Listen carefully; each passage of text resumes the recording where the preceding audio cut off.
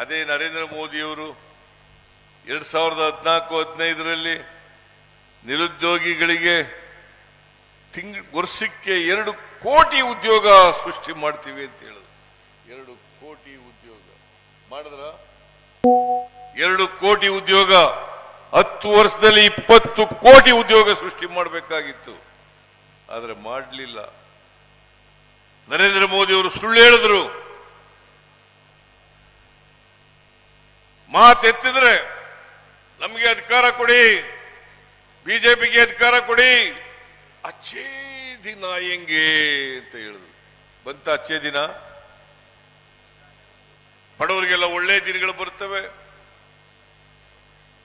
ದಲಿತರಿಗೆಲ್ಲ ಒಳ್ಳೆ ದಿನಗಳು ಬರ್ತವೆ. ಬಂದ್ವಾ? ನೀವೇ ಯೋಚನೆ ಮಾಡಿ.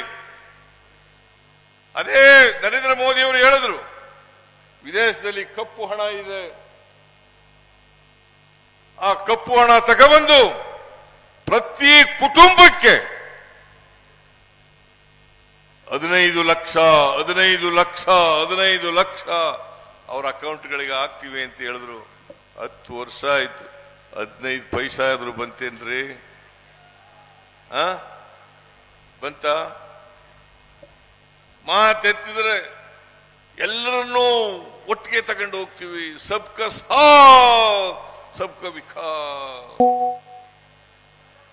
ಸಬ್ಕಾ ವಿಶ್ವಾಸ್ ಮಾಡಿದ್ರ?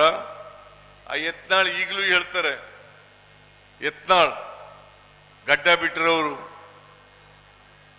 ಟೋಪಿ ಹಾಕಿರೋರು, ಬುರ್ಕಾ ಹಾಕೊಂಡಿರೋರು ನಮ್ಮ ಆಫೀಸು ಬರಬೇಡಿ. ಮತ್ತೆ ನರೇಂದ್ರ ಮೋದಿ ಅವರು ಸಬ್ಕಾ ಸಾಥ್ ಅಂದ್ರೆ ಏನರ್ಥ?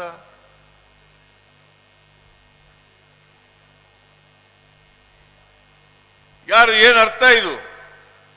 ಇವರು ಸುಮ್ಮನೆ ಸುಳ್ಳು ಹೇಳೋದು, ಅವ್ರ ಕೈ ಇನ್ನೊಬ್ಬರ ಕೈಲಿ ಹೇಳಿಸೋದು.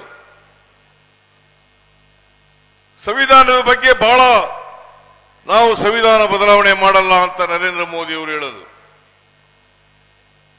ಯಾಕಂತಂದ್ರೆ ಅವ್ರಿಗೆ ಯಾವತ್ತೂ ಕೂಡ ಸಂವಿಧಾನದ ಬಗ್ಗೆ ಗೌರವ ಇಲ್ಲ. ಸಂವಿಧಾನ ಜಾರಿ ಆಗ್ತಕ್ಕಂಥದ್ದು ಅವರಿಗೆ ಗೌರವ, ಅವ್ರಿಗೆ ನಂಬಿಕೆ, ಅವ್ರಿಗೆ ಇಷ್ಟ ಇಲ್ಲ.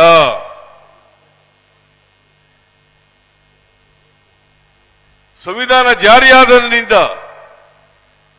ಇವತ್ತಿನವರೆಗೆ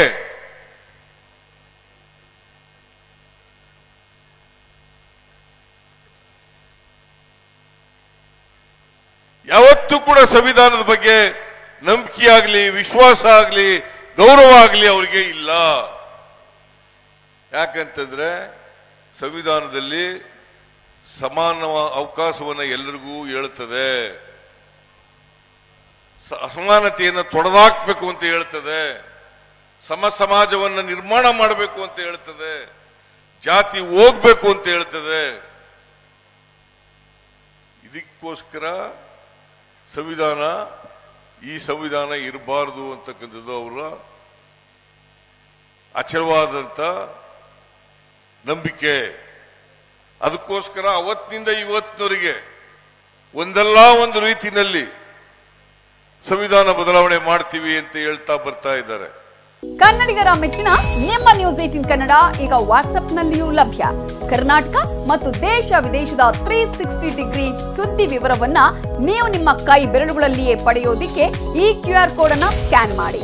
ನಮ್ಮ ಚಾನೆಲ್ ಅನ್ನ ಫಾಲೋ ಮಾಡಿ, ನೋಟಿಫಿಕೇಶನ್ ಆನ್ ಮಾಡಿ.